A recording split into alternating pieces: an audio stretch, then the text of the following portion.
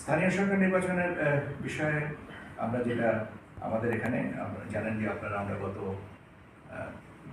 Commission মিটিংয়ে এটা নিয়ে আলোচনা করেছি এবং আমাদের দিক থেকে দুটো জিনিস আলোচনা মূলত আসছে। একটা হচ্ছে যে আইন সংশোধনের কিছু প্রস্তাব, যেমন আইন শৃঙ্খলা বাহিনীর ডেফিনেশনটা সিনক্রোনাইজ করা, দ্বৈত নাগরিকত্ব যাদের আছে তাদেরটা আপনার আইনের ভিতরে অন্তর্ভুক্তি, তারপরে ঋণ খেলাপি যারা আছেন এই জিনিসগুলো যেটা সবগুলোকে আমরা অ্যাসিমিলেট করা, এবং আমরা একটা প্রস্তাব এটা পাঠাবো আমরা স্থানীয় সরকার বিভাগে।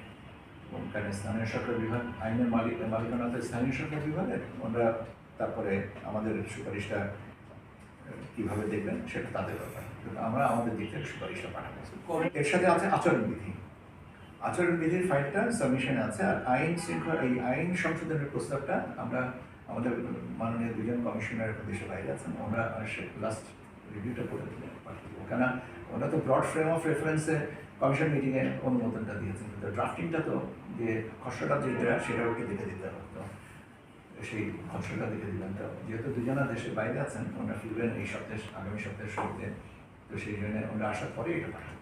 এটা মোটামুটিভাবে এই টাইমলাইন। আর আচরণবিধিটাও আমরা সাবমিশন আছে, এটা পাঠিয়ে দিতে পারি, কারণ আচরণবিধিটা যাবে ল মিনিস্ট্রিতে, লেজিসলেটিভ ডিভিশনে, আর আপনার আইনের বিরুদ্ধে যাবে স্থানীয় সরকার বিভাগে। আগে বলেছিলাম যে 31শে জুলাই পর্যন্ত যারা নিবন্ধিত হবেন ভোটার, তাদেরকে নিয়ে আমরা স্থানীয় সরকার নির্বাচনের ব্যাপারটা নেব।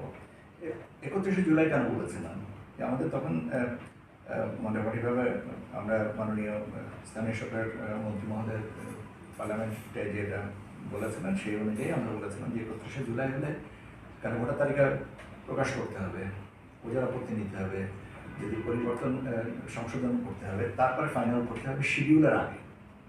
শিডিউলের যেদিন যে তারিখে শিডিউল হবে সেই তারিখে আমার ভোটার তালিকা ফাইনাল থাকতে হবে। তো সেই জন্য আমরা চিন্তা করেছিলাম এখন যেহেতু স্থানীয় সরকার নির্বাচনের সম্পর্কে স্পষ্টভাবে আমাদের কাছে কোনো নির্দেশনা নাই, তাহলে 31শে জুলাইয়ের ভোটার তালিকার check out cut off point এটা পরিবর্তন হতে পারে বা নাও হতে পারে। তো এটা পরবর্তীতে কমিশনে যেভাবে আলোচনা করা হবে সেটা যদি সংশোধিত হয়ে ধরেন 31শে জুলাইয়ের পরে আরও 15 দিন বাড়লো বা 1 মাস বাড়লো, তাহলে আমরা সাপ্লিমেন্টারি ভোটার তালিকা যেটা পদ্ধতি আছে সেই অনুযায়ী করে আমরা নির্বাচনের দিকে এগিয়ে যাবো। এই মোটামুটিভাবে আমার কাছে আপডেট আছে।